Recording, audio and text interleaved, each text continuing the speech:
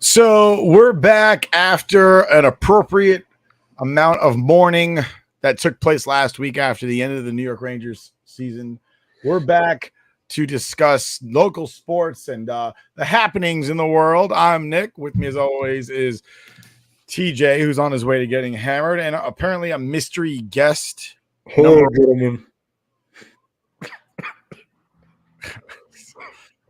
Whoever. Anonymous. Fear of being canceled. This guy looks like he's ready to Make America Great Again. Yeah, but he's one chromosome short and may have had some edibles. This may be a very controversial episode, so I decided to remain anonymous. Speaking about anonymous, I got an anonymous tip about this amazing transgender ally barbecue / pool party going on the 4th of July. It's supposed to be a real hoot. I heard 55-gallon tubs of lube were ordered. I mean, it's going to be one rip-roaring time. Nick, did you get the big invite? I don't know what you're talking about, dude. I don't know what you're talking about, man. July 4th is my father-in-law's birthday, so I know what I'm doing for my father-in-law's birthday. Oh, so you're coming?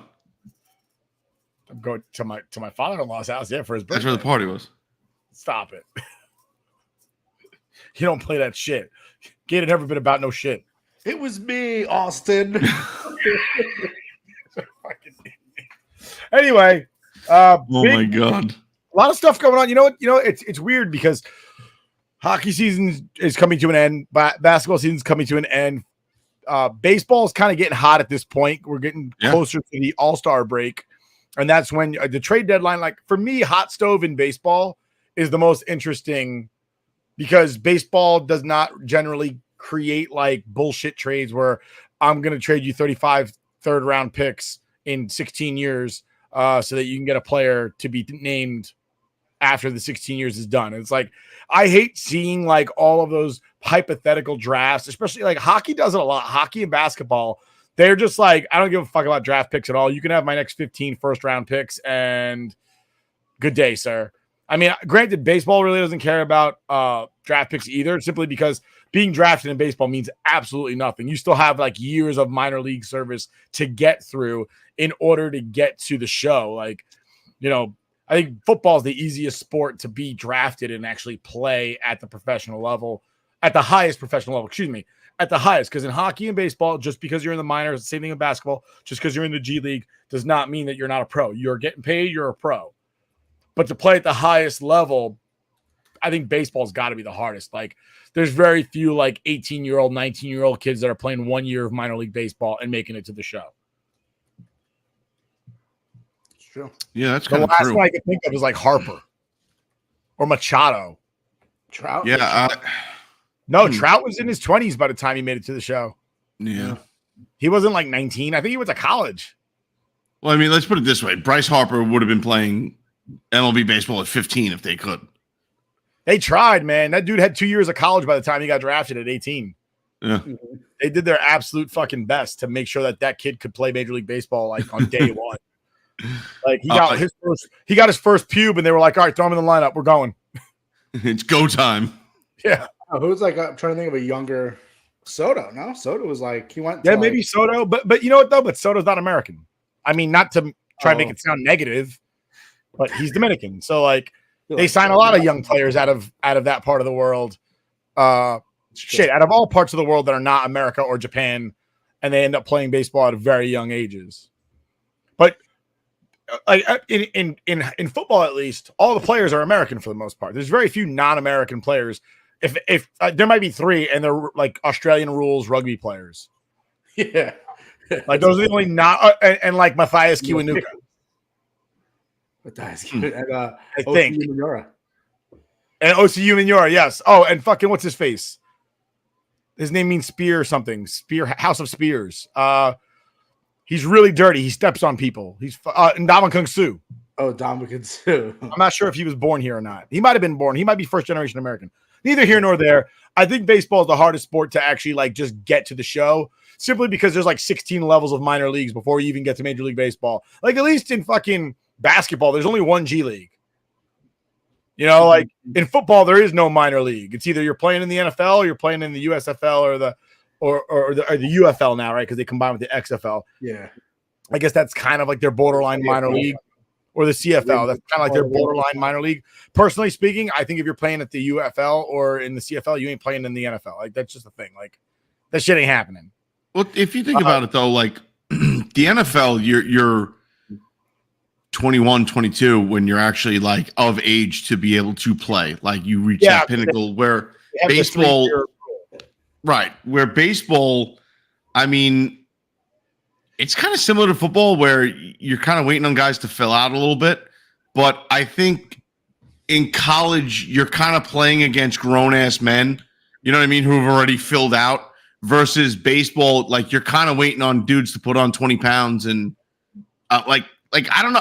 I feel like guys hit their prime a little faster in college football than they do baseball. You know what I mean? Like with that. It's so the problem with it is so that I'll be honest with you, kids don't really need college football. The reason that they made the rule for kids to play college football for 3 years before they could play in the NFL was because they didn't want the NCAA to collapse, because then nobody would play in the same reason that they made the NBA rule where you have to play 1 year of college, because nobody was going to college. They were all just going straight to the league.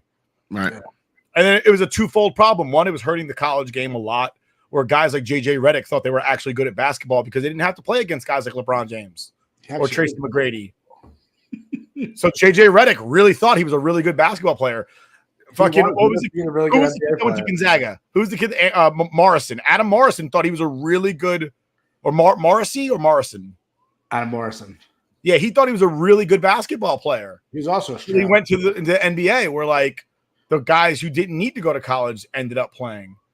Yeah, but JJ Redick ended up being a fine basketball player in the NBA. Yeah. All I know is JJ Redick was like the greatest college basketball player who ever lived and went to the NBA. And actually, the greatest basketball player to ever live is Caitlin Clark. It's true. About her. I couldn't care less about her or her arch nemesis Megatron with her fake ass eyelashes. I mean, listen. We might as well just get right into it. You can't dip your toe into this. You got to jump right in.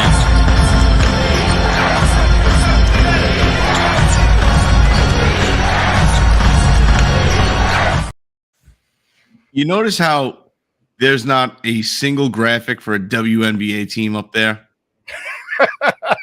Wait, is there? Right, now we're going to get canceled. Fuck, he's right. I was like, what the hell happened? So fair, the fucking Metro Stars aren't up there either. There's no WNBA team because in general, most people don't give a shit about the WNBA. Okay? It's just a fact. Right? And that's not saying like, oh, girls can't play sports, because I am a huge fan of the LPGA. Watch it all the time. I'm beach volleyball. Love it. Different reasons. Still counts. Big fan of, especially when the Olympics come around, like female to male sports, it doesn't matter. If the sport catches my interest, I will watch either. Right? So you can save the misogynistic, sexist bullshit. I love watching college softball. The girls' college softball World Series is always entertaining as shit. The WNBA just doesn't do anything for most people because it's a completely different game versus the NBA, right? Completely different. The scoring is a joke comparatively. Like, you're not getting the plays that you get in the NBA. You're not getting the physicality. It's just almost like a fundamentally more sound high school game. I don't know. It's just not entertaining. That's time too, right? It's only 10 minutes a quarter. With regard to anything athletic, we're talking about men versus women. I think that some of the athletic part about sports is the spectacle of it. To see somebody do something where you're just like, wow, that's the world record. No other human on the planet could do that. 9 times out of 10, that's going to be a male that achieves that, right? So like the longest long jump, that's going to be a male that does that. The fastest swim time, that's going to be a male that does that, you know. And I think that's the awe of it all, right? Like Superman is amazing, not necessarily. It's because he's super strong. Like nobody else is doing that shit. Not necessarily. I would say it's more or less the brunt of it, the meat, the middle of the bell curve.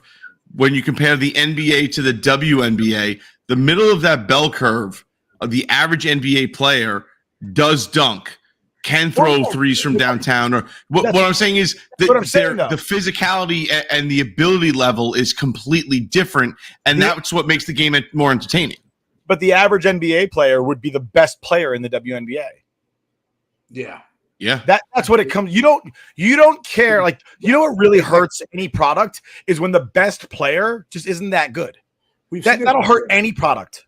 It's happened before. You ever seen Joanna Man? But that was actually a good movie. I actually like that movie a lot. It's like I always tell Matt when we're talking about wrestling. Like, I don't really care for women wrestling. Why? Because wrestling is a spectacle. When I watch Brock Lesnar throw another human being 40 feet across the damn arena, like Liv Morgan's not doing that. It's just not going to happen. And that's part of like the spectacle. Like when you go to the zoo and you want to see a lion, you don't go to the zoo to watch squirrels. And it's not to say that squirrels aren't as important as lions. It's just to say that I've never seen a lion before that close outside of the zoo. I see squirrels all the fucking time. So people doing layups, that's a normal fucking thing. I could do a layup. Dunking, I ain't fucking dunking. And I don't know too many people that can dunk. Not to get off topic, but the diva / women's category in wrestling, I think, is completely different because most of the women that were divas, right, focused on looks alone. Then when they made that jump to actually like trying to put on a performance like the men, not saying that they can't, but it's like the same. They can't do it like a man can do it. No, so, but durability is not there. Our bodies are built differently. You're not built to take a beating like that. No, I understand that, but it comes down to the factor of like watching a WWE diva get thrown face first into something. It's like these assholes that throw cans of soup at fucking artwork in the Louvre because they're protesting something fucking, I don't know. The toilet paper's too itchy for their sensitive assholes. It would be like telling a pro baseball player that's like top prospect coming out of college, hey, buddy, put your pitching arm in this chair and I'm going to kick it a couple times. It's like, I don't want to see you try to ruin greatness. Don't do that shit in front of me, please. You know, my dad asked about that. He was like, well, baseball's not that physical. Why can't women play professional baseball? I was like, because I saw Giancarlo Stanton get his face crushed by a baseball, and I don't want to watch that happen to any woman ever. Like, that was awful. Listen, if a woman can throw 98, 100% there'd be a woman in the MLB. I want to get us back on track. I think what we started with was Caitlin Clark. I know TJ, you were starting about how the WNBA doesn't fucking matter. Yeah, it doesn't. Yeah. Okay, so you want to get back on track. But you were talking about, like, obviously we're talking about how Caitlin Clark is now the big sensation of WNBA and it's causing drama. And then this is the most we've heard about the WNBA in the news. I mean, they covered it on news radio in New York, which I've never heard them even talk about before. Ever. And apparently everyone knows about it. Everyone has an opinion on what the How many times the Liberty were in the playoffs or going to the championships and it was like, oh, yeah? I'm going to be honest with you guys. I had no idea they played the WNBA season during the summer. I thought it ran concurrently with the NBA season. No eyes would be on. None of us know anything about it, but the WNBA literally lucks themselves into this spectacle that is Caitlin Clark and the drama around her and what's her name, Angela Reese or whatever. And it's like the WNBA got handed, right? Like it's like, not to go biblical, but this is the epic failure that is the WNBA. Fucking Jesus handed them the basket of never-ending fucking fish, and they threw it away. And they're bitching that they're hungry. Like, they have all this fucking media attention, right? And the first thing they do is snub this chick from the fucking Team USA. Like, you're telling me you couldn't find a place for her?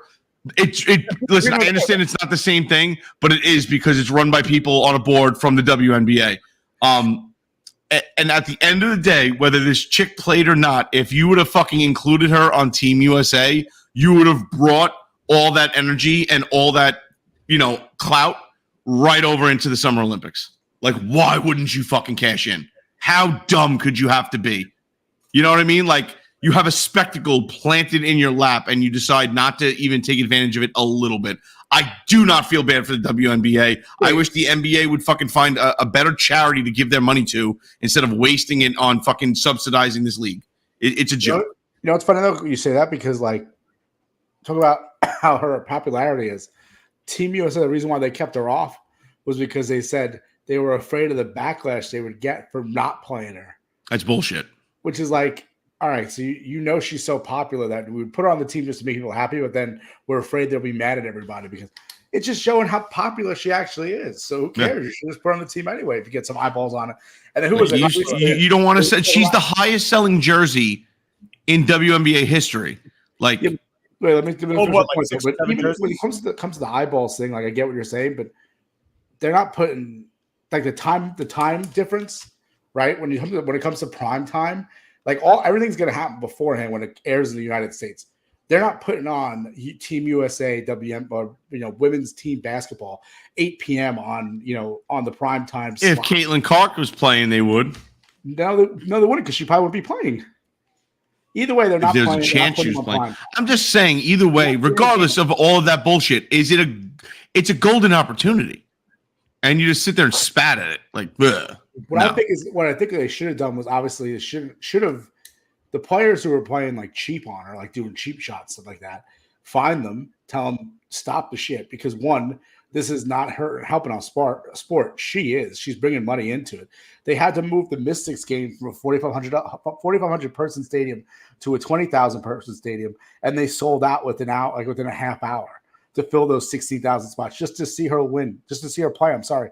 And Indiana Fever and the Mystics are two of the worst teams. The Mystics haven't won a game in the WNBA, and yet somehow they filled a 20,000 person stadium.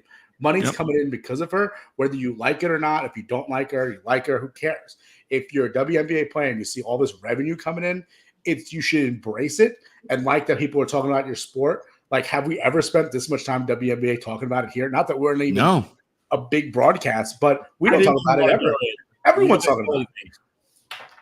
Listen, but it's just the fact that, like, you finally you're in the scope of media sports, like fucking every day. She's part of this,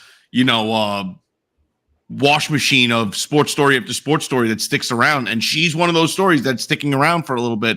And not cashing in seems like a sin, especially when you're always trying to say that you're progressing the sport and trying to push, and you put out such a great product, and the women out there are so proud of like, oh, we should be getting paid just as much as the men. Like, yo, if you're going to talk the shit, but then absolutely like swing and miss on opportunities like this, I don't feel bad anymore. I don't not even a little bit. Sorry. Bill Burr said it best. Like, if women cared about the WNBA, they'd be selling out the fucking seats with every feminist in there. But no, every single woman that sits there and talks about, oh, no, it's a great league, has never even seen a game. Long story short is it's I don't think there's ever been any sport in any league where a rookie comes in, gets more attention than the veterans, and the veterans welcome them with open arms, regardless of what they're doing. Bryce Harper got thrown at by fucking, who was it? The dude from the Phillies, the lefty, Cole Hamels, in his his first at bat against him. He threw at him, and he was like 19 years old. And at that point, Hamels had been a Cy Young Award winner at that point, and just for no reason whatsoever, hit a 19-year-old kid with a pitch. You know why? Because Bryce Harper was on the cover of Sports Illustrated the year before, and Cole Hamels wasn't. So there's not I get that, but the MLB is not struggling to. They're not struggling for their life, dude. When the majority of players in your league is complaining that people that fucking have 9-to-5 jobs make more than them and they should make more money, but they're going to take a tact of absolutely trying to get on the person that's bringing these eyes to them, you're out of your mind. You're killing your own livelihood.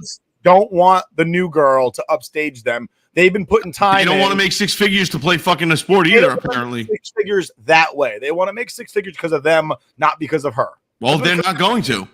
Well, I mean, they're okay with that, apparently. Angel Reese was like, I play in the WNBA too. Like, we have stuff.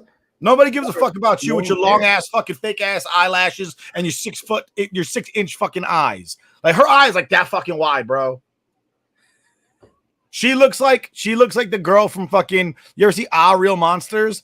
The one that looks like an umbrella. That's what she looks like with the fucking long ass eyelashes for no fuck. Like, dude, you have such big eyelashes. This shit is embarrassing. There's a breeze every time this woman blinks. That was a really good reference. Question. This is the look on her face whenever they ask her a question during press conference. She don't got time for it, bro. Like, how do you roll your eyes at every fucking question somebody asks you? The other day, didn't one of the WNBA players get mad because they asked her, like, so what does the bench need to do to put you guys in a better position to win? And he's like, she goes, clearly they need to play better. That's a stupid question. Like, really? Like, no. What she said was, what they do yesterday. And he was like, they produced more. She's like, well, that's what they should have done today. He's like, I understand, but what do you expect to see with them coming off the bench? She's like, play better. That's what they like. He's asking you, right? He's asking you what the tangible thing that was missing was, not what they need to. Obviously, you score more points, you win the fucking game. That's what he's asking. He's asking you about a tangible thing that simplest shit in the world.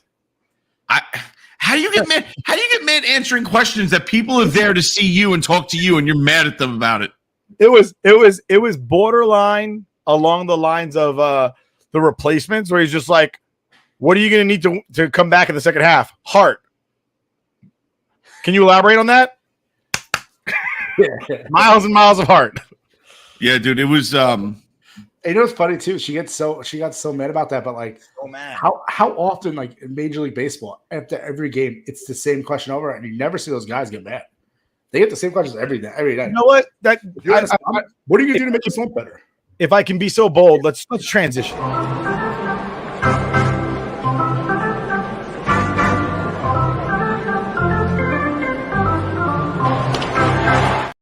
So this is old news, but since we're talking about post-game interviews, let's talk about the Mets and how they're doing post-game interviews with their players, putting them in situations where they have to fire them. Basically, you have to DFA a guy because you put a player in.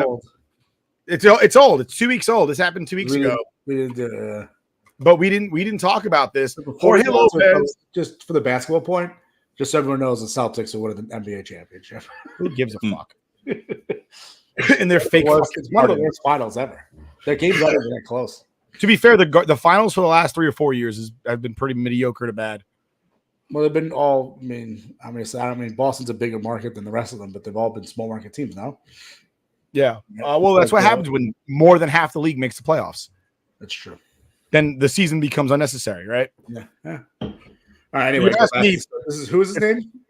So Jorge Lopez from the Mets has a bad outing, loses the game, goes and does a post-game interview without an interpreter. He threw his glove into the stands too. Don't forget about that. I'll be honest with you, as a younger guy playing baseball after a frustrating outing, I've taken my glove and thrown it in a general direction in anger. I don't see how throwing your glove in the stands is like the biggest infraction in the world. It's like sometimes you just want to get rid of if you can afford to buy another glove, who gives a shit? Nobody bats their eyes when the batter turns around and snaps his fucking bat over his knee and throws it away. Nobody says a word. No, I'm just saying that's exactly snap a glove in half, like. No, I'm just saying if you're going to tell a story, just don't. But point being is that he goes and does a post-game interview, no interpreter, and somebody asks a question about, what he how he feels, and he goes, well, I guess I'm just the worst fucking teammate in the league. And the reporter goes, did you just say you play for the worst fucking team in the league? And he goes, yeah. Mind you, this is a man who English is his second language. Right? This thing goes fucking viral Yep. And he's painted as saying that the Mets are the worst fucking team in the league. He's not wrong. And then somebody told him later in Spanish what he fucking said, and he was like, "Oh!" At that point, it was too late. The Mets were like, "Well, we gotta get rid of this guy now," even though he's arguably one of the best players on their team. If I remember right, and if I'm wrong, I apologize to all the 6 Met fans out there. They're all as far as I understand, he had the best stats of any reliever on their team. And they had to get rid of the guy because they didn't give him the interpreter. And then you sit there and you have a lot of fans that it's they so can fucked up. Not for nothing. Like now that you're breaking it down this way, I'm dying. They can barely speak fucking English. Americans that are born in America that still write should of instead of should have.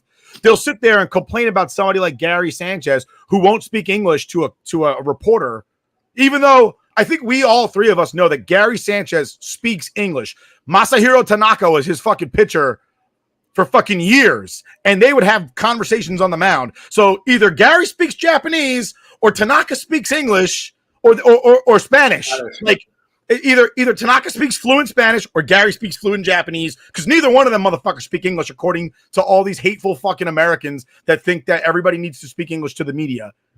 That is why you have an interpreter. That is why if English is your second language, you don't fucking sit there and talk to these people, because they will twist your words around. And next thing you know, you're unemployed and unemployable, because I don't think he's gotten picked up by anybody. I don't think so. You know, and it reminds me of, I want to say it was somebody on the Blue Jays who was from Japanese. I want to say it was Fukudome when he was playing. I think he was either playing, it was either on the Cubs, or I think he had a short stint in Toronto. And they were like, "So you're not playing today? What's going on?" He's like, "Oh, I got diarrhea. I keep shitting myself."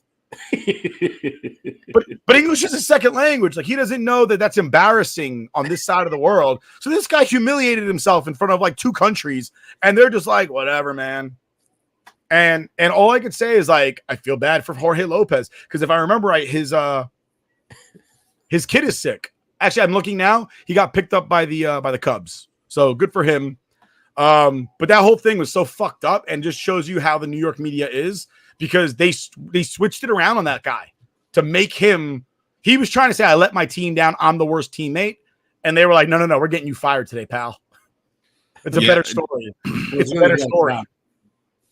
All I could think about, and I don't want to pull a Shane Gillis and get fired from any future endeavors for attacking the Asian nation. So this is said with love.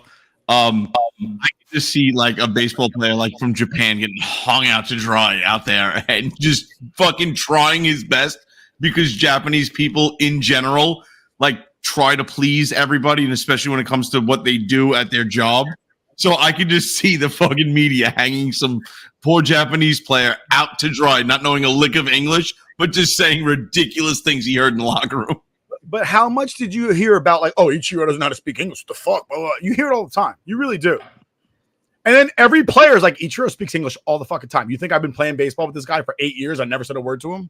Right. He's just not comfortable speaking to the media like that. Half these his first language.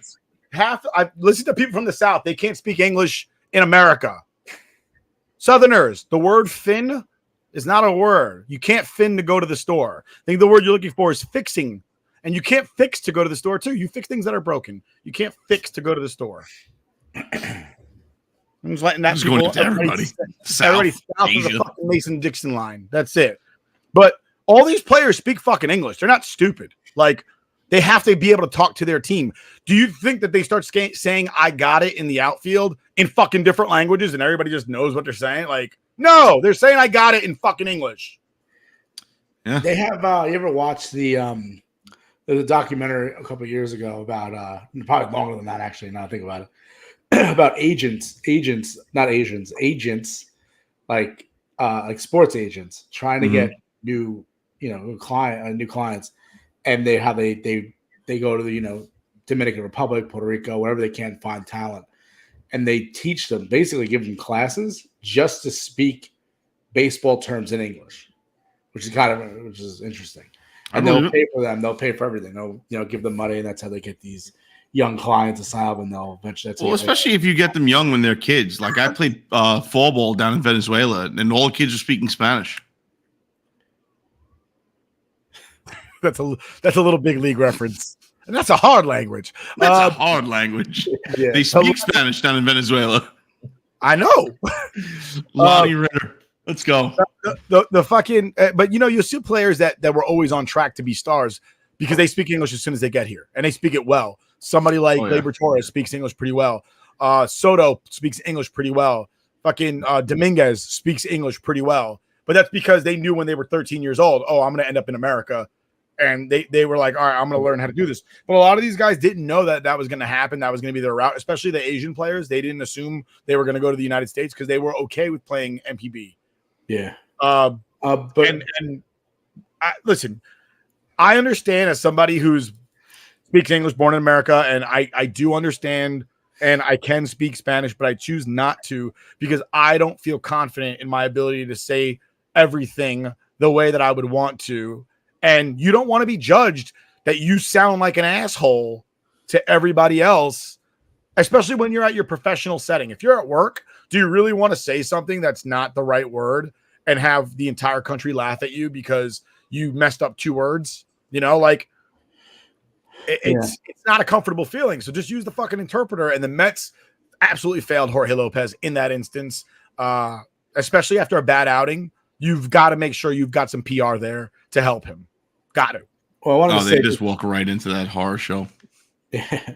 I was to say, I guess moving on from this topic to the New York Yankees, they won 8 straight, lost 2 because we've been around for 2 weeks. So they won 8 straight, lost 2 to the Dodgers.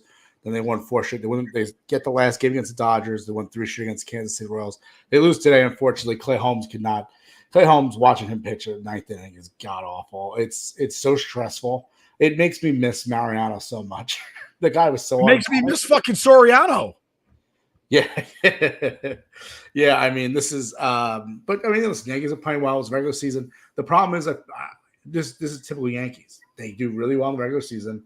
I'm afraid when you get to the postseason, it's going to be issues. You're going to have a game where the 8th or 9th inning, or 7th on, I would say 7th on, where a ball gets to Gleyber Torres and he's going to make a mistake.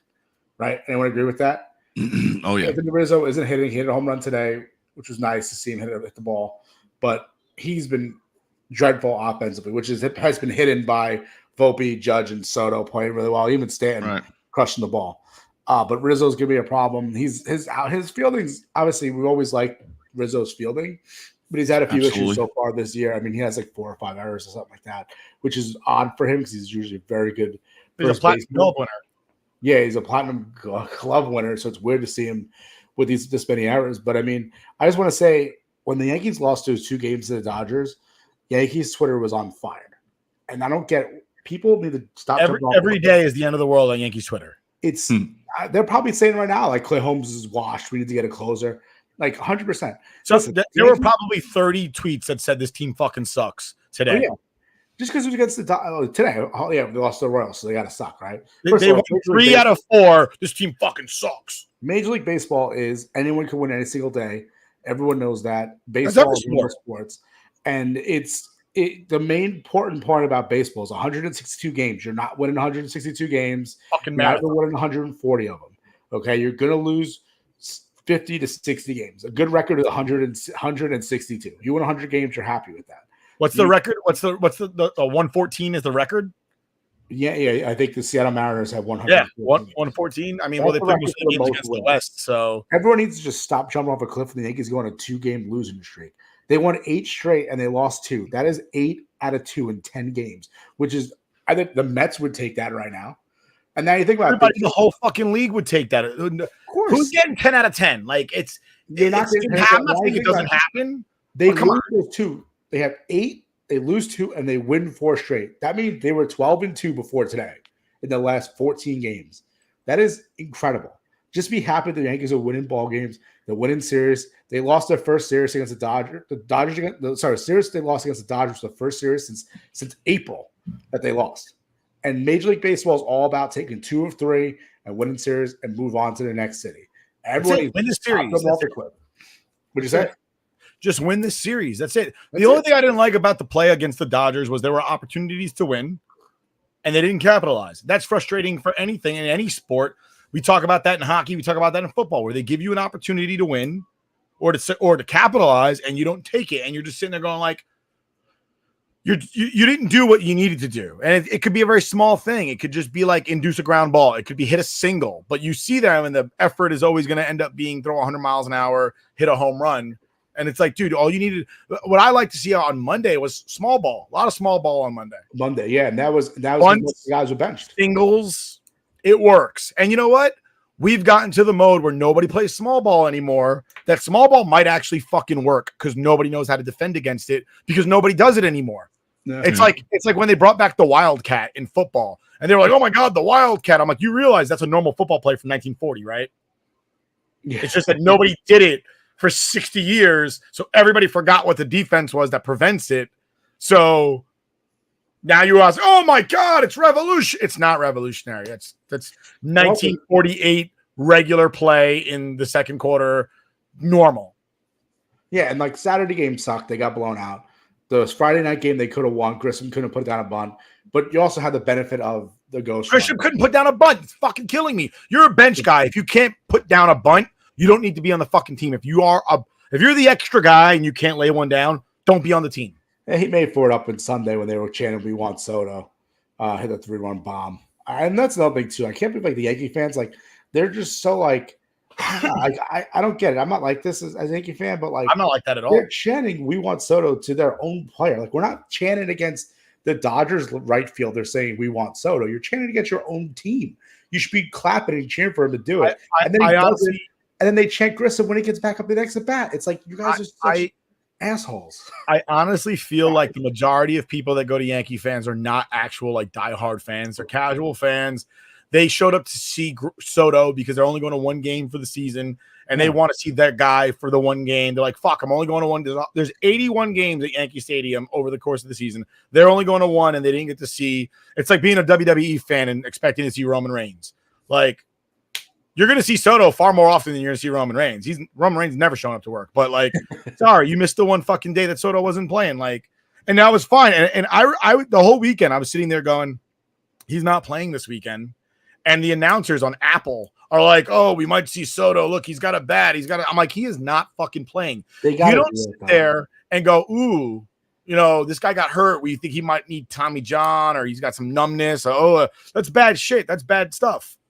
Yeah. And then go, oh, let's play in the next day. Wait, also, can I talk about now? You talk about Friday night. The game was at Apple Plus. It was an extra inning game. It was a very good game. I don't have Apple Plus. Most of our friends don't. I talked to all our friends. None of them have Apple Plus. No one's watching these games. You have the two best teams in the American League and they actually go. It was on Yes, though. Was that? I think it was on Yes. No, I don't think it wasn't. I wasn't. Because I saw the replay on Yes the next day. Well, the next day, but I'm talking about that day. They could show the replay. It was the Yes broadcast. I think you had to live in New York to see it on Yes. I don't think. Oh, in actual New York, you couldn't watch it on an app. You had to watch it on cable. I have cable though, but I'm in New Jersey. You live in New York. You live in fucking dirty Jersey. Go watch your fucking Jersey baseball team. The Lakewood Blue Claws and the Somerset Patriots. There you go. Anyway, I still don't get it. I still don't like it because even if New York you can watch on the ES Network, I don't think you were able to. But if you're saying you could, I believe you. But there should be a constitutional amendment that says that you should be able to watch every single sporting event on your local networks. Every single 100%. One. There's not a reason that a team should be called New York anything and you can't watch it in New York. Because if you go too far north, you can't watch the Jets and the Giants either. Yeah, you're right. You watch the Bills. It's the Bills and the Patriots. It's fucking crazy. But you're still in New York. But I'm just saying MLB's marketing and MLB's trying to grow their game, putting that game on Apple Plus. Like, granted, you can watch it in New York at home, okay, or in LA, you can. But the rest of the country, if you're a baseball fan, if you're trying to get into baseball, and that's like the biggest stars in the game, or in that. Yeah, but you see, their point is the rest of the country has Apple Plus. They don't have Yes. The rest of that country does not have Apple. Yeah, but that's their fucking problem. No. What I'm saying is the reason that they're putting the games on Amazon Prime and Apple Plus, I know it's more likely that a person that lives in Kansas has Amazon Prime or Apple TV than they are to have Yes. So you're not watching it on Yes if you live in Kansas, but you'll watch it on Fox. I understand, but I still don't think most people don't have Apple Plus. Make it a nationally broadcast game. That's my point.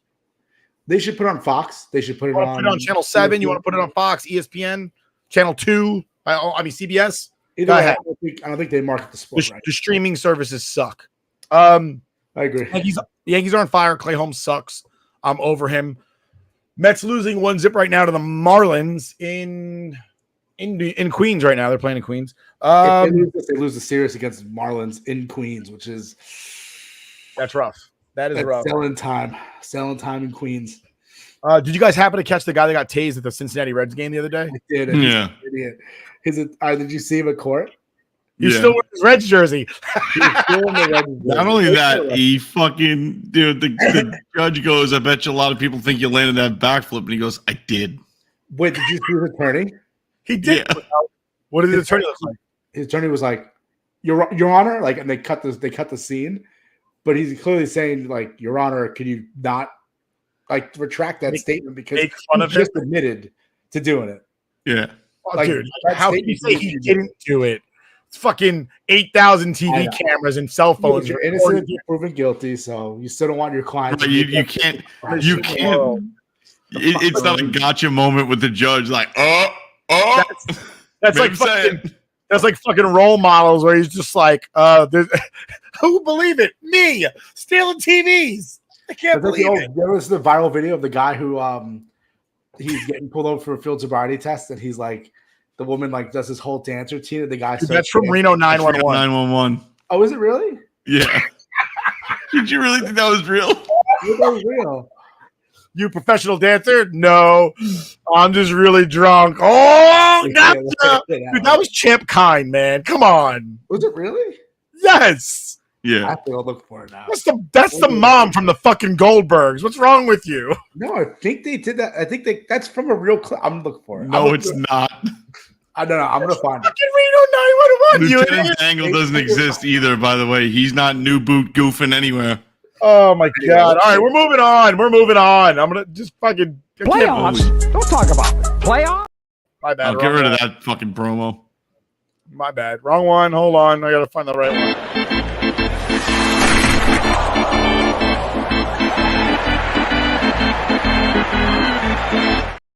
So I might be in the minority here. I like Capo Caco. I think he has a lot of potential. I think him getting injured this season fucked up whatever mojo he had going, because he had a little mojo going on early on in the season. Well, I think the Heedle injury ruining the kid line also fucked him royally. Yeah. And then on top of that, you know, we continuously talk about, well, Caco's not producing, but I'm a firm believer that the line produces together, right? Yeah. You don't arbitrarily just put three people together and expect them to be fucking studs together. They have to complement each other. You can't have a sniper. You can't have three snipers on one fucking line. It doesn't work that way. That's not how hockey works. Somebody has to be the setup guy. Right. It's just like any other sport, right? You don't have three power hitters lead off the fucking game. You'll get three strikeouts. You got to have a guy with some speed, high on base percentage. You have a guy with high average, and then you can have a power guy or two power guys after that. And it's the same thing with hockey. You got to have a big guy somewhere that can stand in front of the net. You got to have somebody that can carry the puck across the blue line. And you got to have somebody that can snipe. Because right now, Caco, to me, is one of the guys that can carry the puck across the blue line. Now, if you want to argue, well, he was drafted number 2 overall, and he needs to be an all-star or all-pro or a fucking Hall of Famer because he was drafted number 2 overall, I'll show you 1,000 other number 2s in hockey that never fucking did anything, ever. Oh, yeah. So people want everybody to be McDavid, and it's not going to happen. These same assholes that are sitting there going, how do you give this guy a qualifying offer? It's like, dude, they gave him a prove yourself contract, like 1 year, $2 million, 2.2, whatever it was, right? 2.4, sorry. And it's essentially like, all right, you're either going to produce, or if somebody has interest in you by the trade deadline, we're moving you. That's essentially what they did. They secured their stake in him for movement during the trade deadline for minimal value. The potential is there for him. Maybe he does step up this year, but the same people bitching about Capo Caco, the same people that wanted Lafreniere traded halfway through last year for fucking Patrick Kane, same people. And what did Lafreniere do this year? He definitely came into his own this year, and especially going through the postseason, he looked like somebody that's ready to fucking dominate in this league, and at least produced in the playoffs where your top 3 forwards did nothing. Yeah, and then on top of that, so we're getting a lot of data right now after the playoffs are ended. We're hearing Adam Fox had a sprained MCL. I believe it was a sprained MCL, which I think we all kind of knew. We could see it in his play. There was something wrong. We all could see. There was no explosiveness. It was very calculated, careful, sit back, and he really didn't try to join in on anything, any offensive zone rushes at all, I would say, against the Panthers. And as a person that sustained a knee injury, skating with a knee injury is absolutely fucking terrifying because your knee is so much involved in not just skating, stopping. Just think about like your MCL and what it does. If you don't know, go look up what an MCL does and what it's responsible for. Throwing the brakes on, making a turn is absolutely terrifying because you feel like you're going to destroy your knee at every fucking move. You're utilizing like more of your ligaments than your muscles when you skate. It's ridiculous. Absolutely. You're relying solely on your ligaments to keep that stability. Very sinewy, and we all saw it, and I don't doubt that Adam Fox was injured. Jacob Trouba comes out and says he had a broken ankle or something like that. And I'm gonna go fucking bullshit on that whole fucking thing. A broken fucking ankle? Are you serious? Fracture, maybe. Show me a fucking instance in the playoffs where you're like, there's something wrong with that guy's foot. Because I saw The Undertaker walk down to the ring with a fractured fucking ankle during Hell in a Cell against Mankind. And I didn't notice it 25 years ago when that shit fucking happened. But watching it now, I'm like, that motherfucker's limping. Like when he comes out, you can see this guy's like, and you just think he's doing like an Undertaker limp or a Kane limp. No. Fucking fractured ankle. And he climbs onto the Hell in a Cell. But like you could see clear as day, that dude has got a limp. I'm pretty sure somebody with a broken ankle can't Superman themselves into a fucking glass boards. I was just going to say, and then when it's not even the Superman into the boards, it's how he gets up. He gets up so fast. If there's something broken on that guy, he's got to be on crack. I've only ever seen crack do something like that and get up and run. That's the only type of person that can do that. Could do something like dude almost broke his neck, has a broken foot apparently, got up and skated away like nothing happened. Like that's crackhead strength. Are you alleging that Jacob Trouba smokes crack on this podcast? He apparently heard it in the regular season, which means at one point, if he broke his ankle, we could have put him in the LTIR, get him that $8 million back to the salary cap, and made a trade. Nope. And I understand the whole like playing through pain. I get that. Listen, you're not helping anybody if that's the case. I played through pain a lot in my career, and TJ, I don't know if you remember this, but at some point I took a hit by pitch off my leg, and I got a bruise somewhere around my shin area, like but on my calf, like between my shin and my calf, and all the blood from that bruise because of gravity sank down to the heel of my foot, and I couldn't put my cleat on because now cleats are all like one piece. They're not like a tongue and a shoe. They're all like a sock, like NBA shoes are now like a sock. And I couldn't put my cleat on that day. And I'm like, I can't play. I physically cannot play. It's not like a toughness thing. It's like if I play, you're going to see the slowest guy out there. And I play the largest position, like largest, meaning I cover the most ground on the field. I'm not helping anybody by being out there. And as a leader on any team, you need to examine yourself and go, am I helping or am I hurting? Yes. Going out there and putting forth a best effort to show the rest of my team that like you charge on. Yes, that's important, but not if you're a detriment to the team. We saw fucking Wheeler do it, right? Where he's on the glass and he's fucking pounding on the glass. That's leadership. Quick, didn't play a fucking game, still showing leadership. But Jacob Trouba, because he has a fragile fucking ego about his strength and how tough he is, the biggest detriment to our team was him. I'm not saying he was the only detriment, but he was by and far the largest detriment to the team. And he cost the team a lot because of his ego and his fragility and fear of fucking sitting there saying, like, I need to sit out today. And cap space. Excellent point. Excellent point, Nick. I agree 100%. But as a captain, unbelievable. But I mean, real quick before we move on, who do you think we need to add in the offseason, T? McDavid. Yeah. Okay. SCA while we're at it. Everybody's saying they want to go after Brady Tkachuk. I don't know, dude. Fucking Zegras is out there coming from LA. That'd be a fucking nice pickup, dude. Like a hands guy, a nice skill player.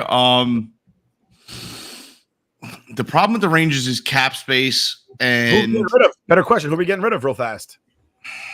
I honestly, I thought there was a more than likely chance that they were going to let Kako go. So did I. I thought I really did just to make room because they do have some players waiting to come up. It's tough, dude, because I think you're going to have to make room here somehow, some way, because I think Rempe needs to be an almost everyday player. I think you let that kid come into his own and do what he does just for that factor of the physicality, because everybody that's going to sit there and say, oh, physicality doesn't mean anything in hockey anymore. Pretty sure the fucking Florida Panthers are Broad Street bullying their way into a fucking Stanley Cup right now. Like, I'm pretty sure that's literally what they're fucking doing. On top of the fact that the NHL is not calling anything on Bennett. He's just skating around punching people in the fucking face. They let McJesus get punched in the face. Your fucking golden boy for the NHL. That dude gets punched in the face by Bennett away from the play, bleeding out of his chin. And it's just like, okay. I swear to God, I thought I would have, like, if I had money to bet, I thought, like, the Oilers fucking head coach or the owner would have told McDavid, like, yo, dude, you're going to go out there tomorrow and you're going to fucking two-hand him in the back of the head because there's no way they're going to ever fucking let you be suspended for a long period of time. So just go out there and two-hand Bennett right over the back of the fucking head. Yeah. But we'll yeah, dude, the Rangers are in a tough spot. They have a lot of young talent. You got a lot of people just waiting to come up, like Jones, and Brzezinski should be an everyday player. He's that type of quality guy. Will Cooley was a great fucking player this year for us. I think the Rangers have a lot of depth when it comes to be young players. It's just figuring out the cap and what you're going to do with these guys that are weighing down the cap. And then players like Panarin and Zibanejad, not that I want to throw them to the wolves, but once again, especially Panarin doesn't come through in the postseason, and Zibanejad just being an absolute ghost. People want their heads, and you can't move them. Panarin had points in that. He didn't have goals. He had points. But he had a few points, but he didn't play the role that we expected him to play, the role that he played in the regular season. That's complimentary. If Zibanejad's not doing his job and Kreider's not doing his job. I understand. I understand completely, but I think there was a big hole left by the performance that Zibanejad and Panarin showed up with. I agree, but we move on. Rook, you've got a new thing, and I'm just going to throw this up there because I like it, and I don't have a thing for you, so I'm just.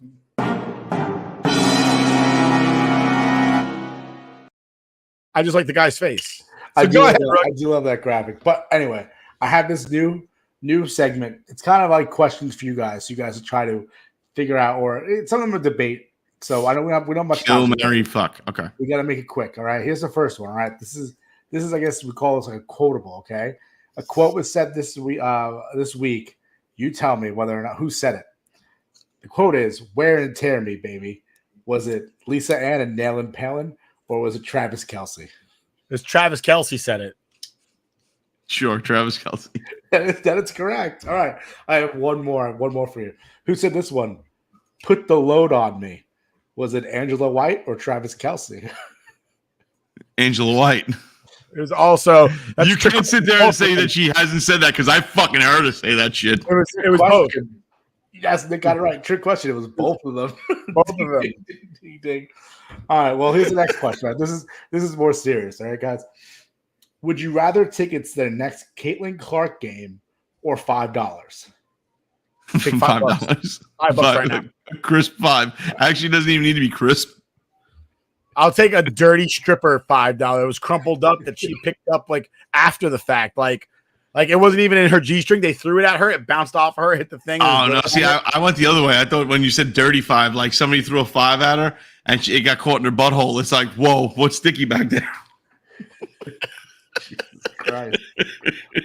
I told you, it's like it would be fun. It gets a little wild. It gets a little crazy. But we're talking about buttholes and $5 bills, so, you know.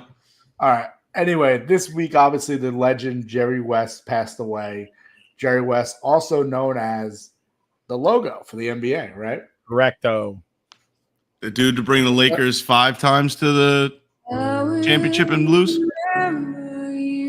6? And he helped I think he built the Timberwolves with Garnett and them too. I think he also built up the Clippers. Warriors, Tennessee as well. So my question for you guys is, as he's known as a logo, if you were to pick a player to be a logo for the MLB, NHL, and NFL, who would you pick? Griffey for MLB. That's easy. It's easy. I have the hat already. It looks fucking amazing. What did you say? Griffey for MLB. We've talked about this multiple times. Griffey. The swingman logo is amazing. NHL? Gretzky ripping a slap shot. The pullback tuck stop slap shot where he brings it close to his fucking like almost like he's ripping it from underneath his knee. If I showed you the picture, you'd be like, yeah, that's it. And the NFL. I know the NFL is a shield, but if they were to go away from the shield, who would you pick then? The referee, like this. No, I was gonna say fucking. You got to go Al Bundy. No, you can't do the Heisman fucking trophy. No, but it's the Al Bundy. You got to do the out of shape guy doing it. You talking about NFL? NFL. Wow, the NFL is probably the hardest one to do because there's nothing like NFL that's like so iconic that's part of the game.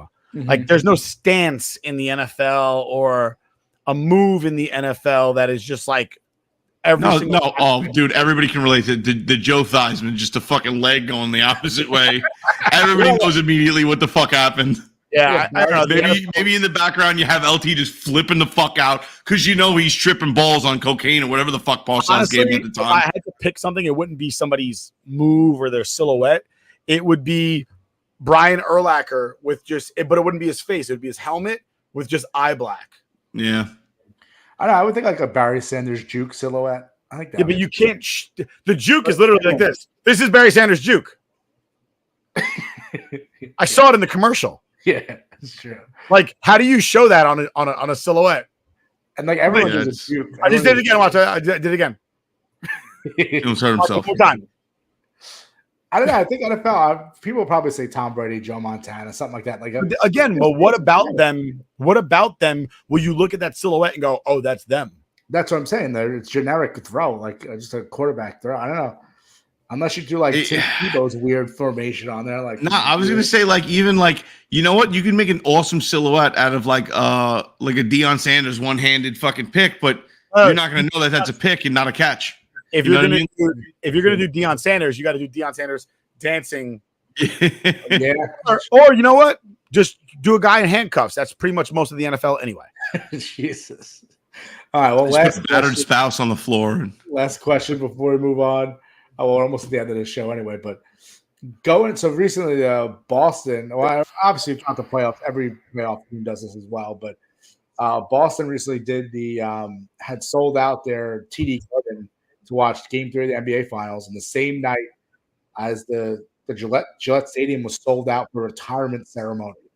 Going to an arena to watch a game on a big screen TV or to watch a retirement ceremony, yay or nay? Do I have to pay to go to watch the game? You have to pay. Yeah, you have to pay to get in. I'll watch it at home. Nay to both. And you have to pay to get into the retirement ceremony. Unless I'm going to meet the guy who they're retiring his jersey or whatever it is. After, like, they're just going to everybody shake his hand. I'm not paying to go watch that. And not even that. You got to think about the concession stands are open. They're probably charging you full price. If let's say, for instance, if we were going to Yankee Stadium to watch fucking Judge retire and they were like, everybody in the stadium gets to shake his hand and take a picture with him after the ceremony, I'm going. Just so I can say I walked onto the field at Yankee Stadium. No, you don't get. Is he hand sanitizing between handshakes, or like if you're number 33,000, you're getting fucking 33,000 nastinesses? I'm all right with that. Listen, my wife's not a fucking hypochondriac afraid of fucking germs and shit like that, so I don't care. I'll touch. It's not even about being a hypochondriac afraid of germs. Like you just never know when one Met fan's going to sneak in and stink palm him. That's true. Can I offer you a chocolate pretzel? Exactly. Yeah, thank you. I'm against the whole going stink palm. Me too. I'm okay with the watch party. The watch party is kind of cool, but only if it's free. If I have to pay, I'm not doing it. It's like $10. Like I think the Rangers was like, yeah. If they give me a thing was like $10-20. $10. It's like that's the thing. My brother said the Blue Crew was out there throwing shit the whole time when he went to the Rangers watch party. So he said it was a fun atmosphere. Watch party and didn't tell me. Yeah, he told me like the day of. He might be an idiot. I told him, I was like, yo, let Nick know. He'll reach out to Jay. And he was like, can you for me? And I forgot. How much were the tickets together, you said? Like $10 or $20, something like that. I don't know. Before we get going, while we're talking about football real quick, so Aaron Rodgers misses 2 days of minicamp. Hassan Reddick hasn't reported yet for mandatory minicamp. how important is minicamp, especially for somebody like Aaron Rodgers, who went to every single voluntary practice but missed the first day of mandatory minicamp? What are you guys thinking? Is that the end of the world that everybody's making it out to be, or is that just like normal Jets fans? The sky is falling. I think normal Jet fans. I think it's normal Jet fans. I also think that like he knows Nathaniel Hackett's like book in an inside and out. Like he doesn't need to be there. It's fine. Yeah, He'll be fine. And Darren Waller retires. Rook, your feelings, your thoughts? Yeah, he was a longtime Giant. No, I don't give a shit. Who cares? And with that, we end our show. We'll catch you again next week. Good luck in your retirement. Love, peace, and chicken grease.